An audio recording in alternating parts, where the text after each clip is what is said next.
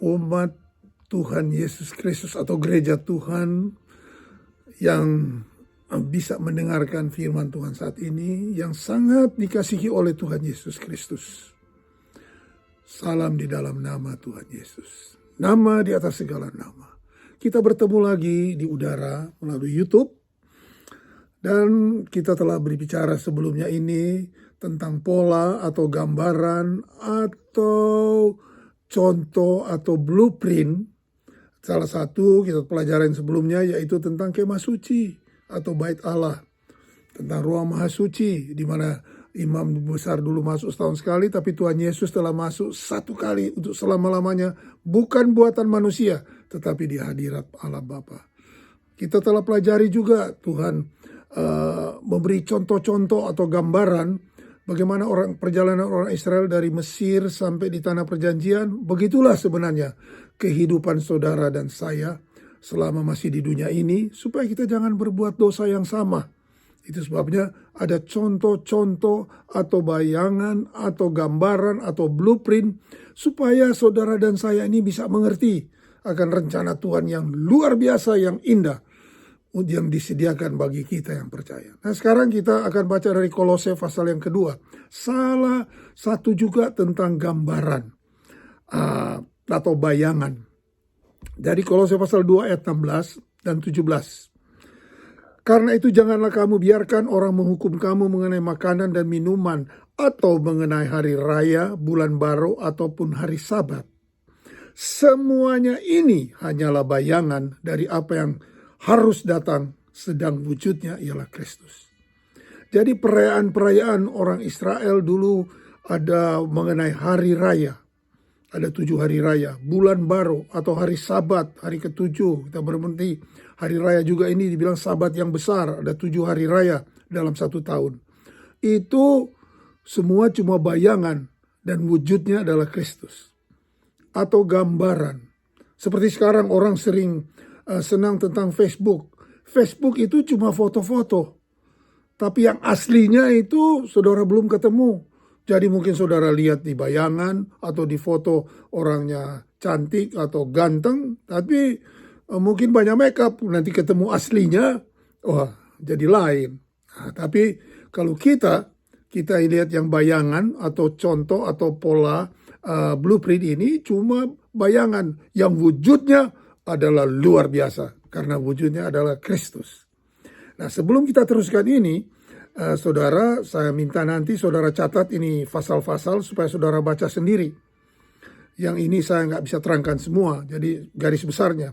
Keluaran pasal 12, Keluaran pasal 34, Imamat pasal 23, Ulangan pasal 16, Kisah para Rasul pasal 1, Yohanes pasal yang ke-7. Ini garis besar tentang hari raya orang Yahudi.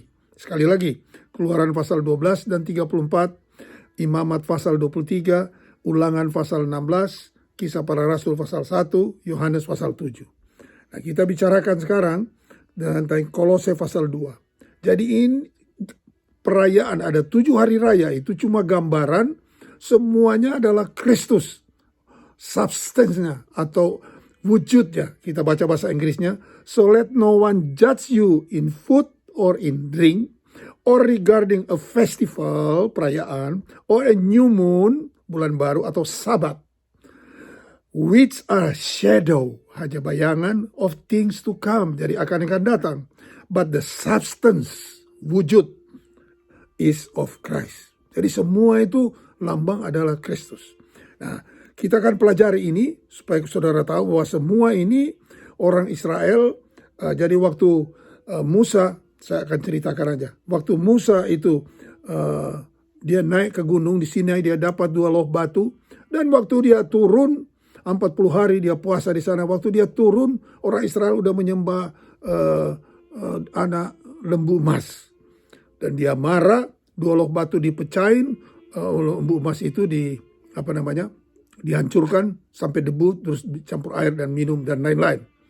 Tapi di Keluaran pasal 34, Tuhan suruh lagi Musa untuk naik ke atas gunung supaya dia dapat 2 loh batu yang baru, hukum Taurat itu, 10 hukum. dia dapat lagi yang baru. Nah, dia naik ke gunung. Tapi waktu di atas gunung bukan hanya 2 loh batu yang Tuhan berfirman di sana. Saudara baca di Keluaran pasal 34. Nah, salah satu dia bicara mulai ayat 18 supaya dia dapat Israel merayakan hari raya roti tak beragi, hari raya 50 hari Pentakosta, hari raya maksudnya Paskah itu roti tak beragi, karena itu dibagi 3. Jadi ada 7 hari raya, tapi 3 hari raya yang pertama yaitu roti tak beragi atau Paskah, roti tak beragi, dan persembahan sulung atau diserahkan pada Tuhan. Itu berturut, satu tanggal 14, satu tanggal 15, dan seterusnya. Nanti 50 hari kemudian ada hari raya namanya Pentakosta. Penta itu dari 50, Pentakosta 50 hari. Nanti bulan yang ke-7 ada 3 hari raya. Agak berturut. Pada bulan yang ke-7 tanggal 1 yaitu peniup trompet atau sangkakala. Pada tanggal 10 ada hari raya pendamaian, di mana imam besar masuk ke ruang maha suci 1 kali setahun. Dan tiap tahun dia masuk, tapi itu kita udah pelajari, Tuhan Yesus sudah penuhi itu. Dan ada hari raya pondok daun atau tadi saya bilang tabernakel. Orang Israel harus tinggal di pondok yang terbuat daripada daun-daunan, semua ada artinya.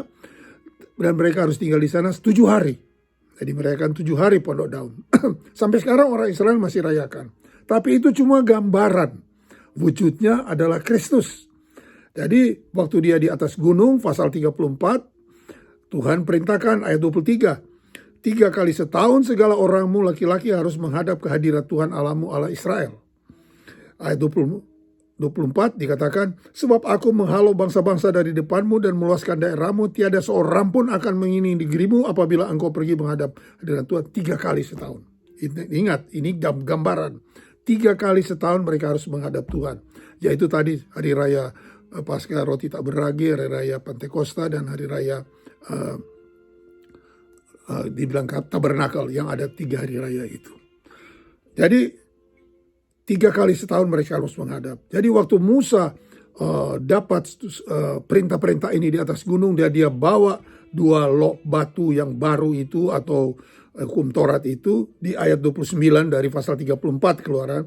Ketika Musa turun dari gunung Sinai, kedua loh hukum Allah ada di tangan Musa ketika ia turun dari gunung itu. Tidaklah dia tahu bahwa kulit mukanya bercahaya karena ia telah berbicara dengan Tuhan. Bersinar, karena ayat 30, ketika Harun dan segala orang Israel melihat tampak kulit mukanya bercahaya, maka takutlah mereka mendekati dia. Orang yang bertemu dengan Tuhan ada kemuliaan Tuhan. Nah, kita udah pelajari sebelumnya, Tuhan membawa juga kita dari satu kemuliaan kepada kemuliaan yang lebih besar. Nah, di Imamat pasal 23 di sini dijelaskan, satu pasal ini hanya tentang hari raya.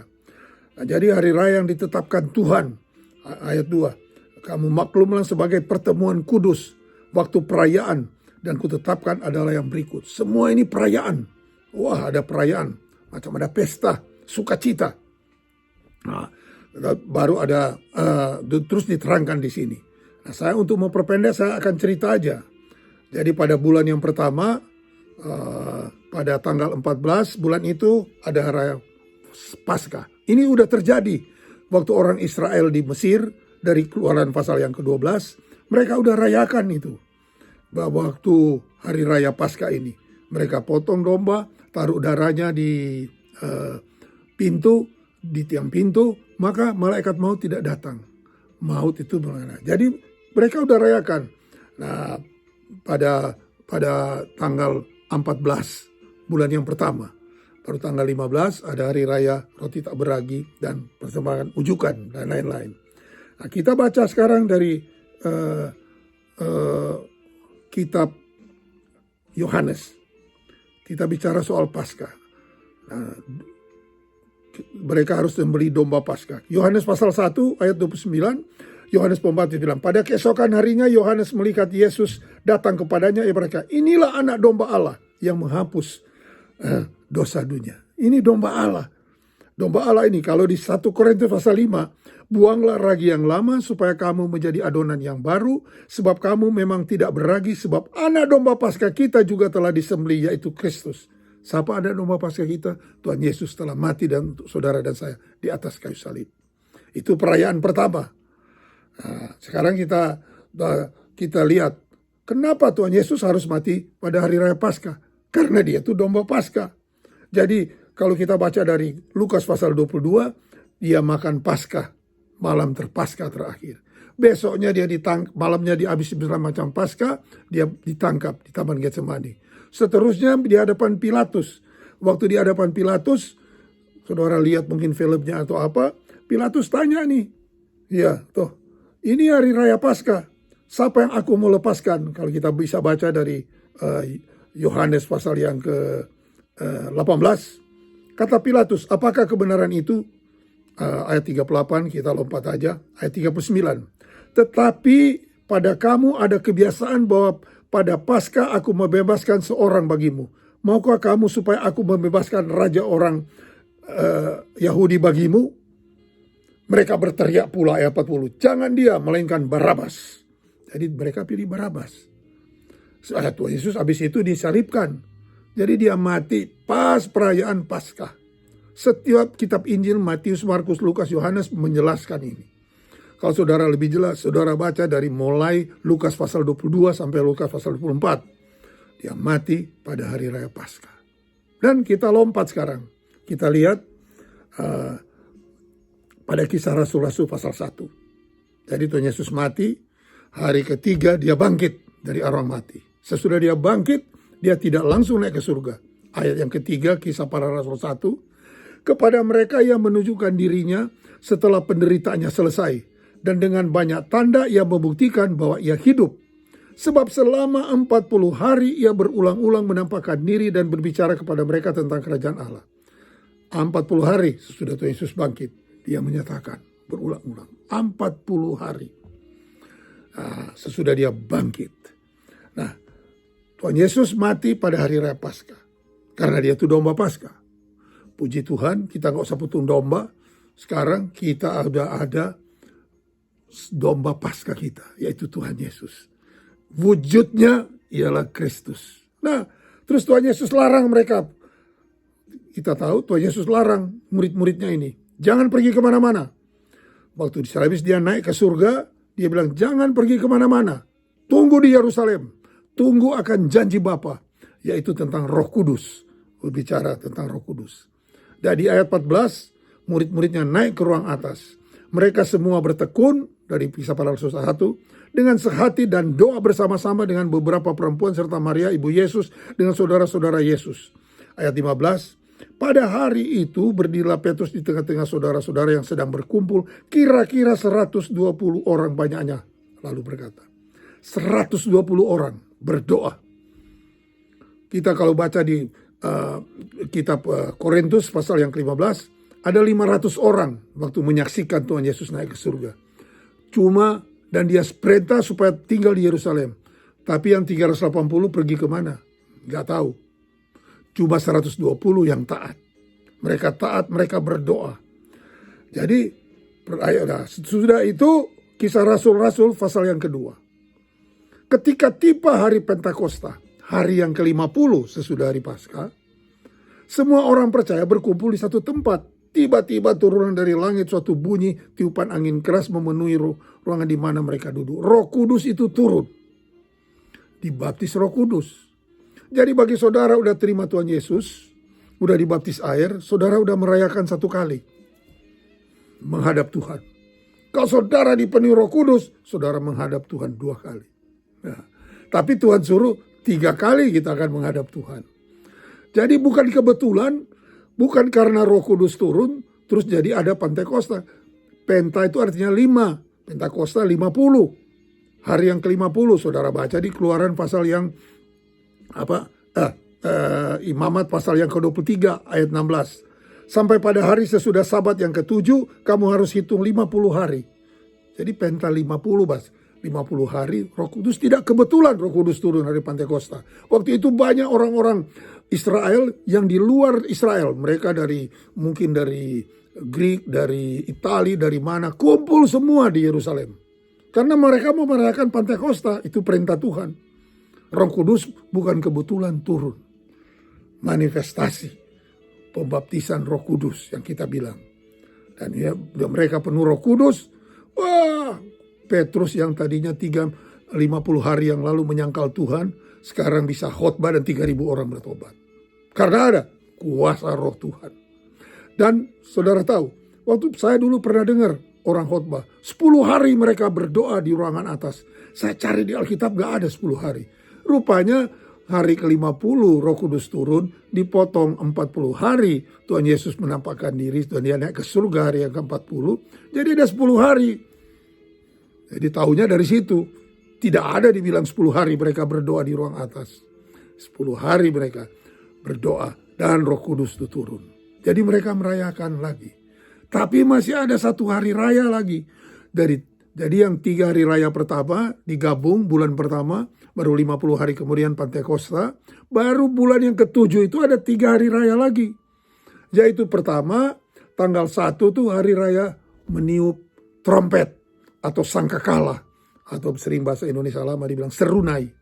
Tapi namanya trompet sangkakala. Ada hari raya sangkakala, dibuat 2 trompet. Ada artinya semua ini. Kita tidak bisa sampai sekarang untuk detail. 2 trompet dibangun, baca di Bilangan pasal yang 10. 2 trompet dibangun, trompet maju, trompet untuk berkumpul, trompet yang pemimpin-pemimpinnya berkumpul. Tapi ada yang ajaib, setiap 50 tahun, kalau trompet itu dibunyikan setiap 50 tahun, itu namanya tahun Yobel. Mungkin saudara sering nyanyikan, ini tahun-tahun Yobel, atau bahasa Inggrisnya Jubilee. Tahun Yobel, setiap 50 tahun. Nah kalau setiap 50 tahun sangkakala berbunyi, kalau saudara punya utang, itu bebas. Saudara jadi budak, saudara bebas. Itu yang nanti kita nantikan tahun Yobel yang terakhir. Oke? Nah, itu trompet sangkakala dibunyikan. Jadi sangkakala, nah saya kasih sedikit gambaran supaya saudara sedikit tertarik. Dari ada trompet tanggal 1. 2 Tawari pasal 5. Waktu Salomo meresmikan bait Allah. Apa yang terjadi? Ayat 12, 2 Tawari pasal 5, 12. Demikian pula para penyanyi orang Lewi semua hadir, yakni Asaf, Heman, Yedutun, beserta anak-anak dan saudara-saudaranya. Mereka berdiri di sebelah timur mesbah berpakaian yang halus dan dengan ceracap, gambus, dan kecapinya. Bersama-sama 120 imam peniup nafiri atau peniup trompet, peniup sangkakala. Waktu mereka bernyanyi, mereka berniup sangkakala. Apa yang terjadi? Dibilang, ayat 13, lalu para peniup nafiri dan para penyanyi itu serentak memperkenalkan suaranya, bernyanyi puji-pujian syukur pada Tuhan, menyaringkan suara dengan nafiri, ceracap, alat-alat musik, sebab ia baik bahwasanya untuk selama-lamanya. Pada ketika itu rumah, yakni rumah Tuhan dipenuhi awan. Sehingga imam-imam itu ayat 14 tidak berdiri untuk menyelenggarakan kebaktian oleh karena awan itu. Sebab kemuliaan Tuhan memenuhi rumah Allah. 120 sangkakala rumah Allah dipenuhi kemuliaan. Tidak kebetulan dari Kisah Para Rasul pasal 1 ayat 15 ada 120 orang di sana. Mereka bukan tiup sangkakala secara jasmani, mereka tiup sangkakala secara rohani. Apa sangkakala yang secara rohani? Firman Tuhan. Dari 120 orang ini, mereka lah yang menginjil, yang memberitakan Injil ke seluruh dunia. Petrus sekali khotbah 3.000 dan seterusnya sampai saudara dan sekarang dan saya bisa mendengarkan firman Tuhan karena 120 orang ini membunyikan sangkakala, memberitakan firman Tuhan. Amin. Mereka bukan tiap trompet di sana, mereka memberikan firman Tuhan. Dan seterusnya, pada tanggal yang ke-10 ada hari raya pendamaian. Kalau hari raya yang lain-lain mereka bersuka cita, hari raya pendamaian ini berpuasa. Karena itu imam besar akan masuk di ruangan maha suci. Dan kita udah tahu, itu tiap tahun Tuhan Yesus adalah imam besar kita. 1 kali masuk, membawa darahnya sampai selama-lamanya. Dan seterusnya, masih ada hari raya, tanggal 15, hari raya Pondok Daun atau Tabernakel. Mereka harus bikin pondok daun, mereka tinggal di situ selama 1 minggu. Orang Israel merayakan itu. Harus tinggal di situ selama 1 minggu. Tinggal di dalam pondok atau kemah. Kemah yang terbuat daripada daun-daunan. Dan apa yang terjadi? Kalau saudara baca pasal yang ke-7 daripada Yohanes. Kita bisa menjadi gambaran. Jadi kalau ini sudah terjadi, hari raya Paskah, kalau Pentakosta sudah terjadi, yang terakhir ini 3 hari raya di bulan 7 memberitakan tentang kedatangan Tuhan. Yohanes pasal 7. Sesudah ayat 1, sudah itu Yesus berjalan keliling Galilea sebab ia tidak mau menetap tinggal Yahuda karena orang-orang Yahudi berusaha untuk membunuhnya. Ayat kedua, ketika itu sudah dekat hari raya Yahudi, yaitu hari raya Pondok Daun. Jadi hari raya Pondok Daun, saudara baca pasal 7. Itu ada 7 hari, mulai tanggal 15 sampai 21, bulan yang ke-7. Sampai sekarang orang Israel masih lakukan. Tuhan Yesus, dia datang di dalam pesta itu. Di tengah-tengah pesta berlangsung. Saudara-saudara bilang, kalau memang engkau tunjukkanlah dirimu. Tapi ayat 37. Dan pada hari terakhir, waktu pada puncak perayaan itu, tanggal 21, 7 hari, tanggal 15, Yesus berdiri dan berseru, barang siapa haus, balik ia datang kepadaku dan minum. Jadi intinya saudara, pada puncak perayaan, kita percaya satu waktu Tuhan Yesus akan datang kembali dan membawa di mana tempat dia berada. Dia duduk di sebelah kanan Allah Bapa. Kita akan dibawa juga ke hadirat Tuhan di sana. Sebab itu sebagai pengikut Tuhan, kalau saudara sudah merayakan pesta satu kali, puji Tuhan, terima Tuhan Yesus dibaptis air. Saudara merayakan pesta yang kedua, yaitu saudara dipenuhi Roh Kudus, baik. Tapi kita harus merayakan pesta yang ketiga, yaitu menantikan kedatangan Tuhan. Dialah, kita ini adalah pengantin.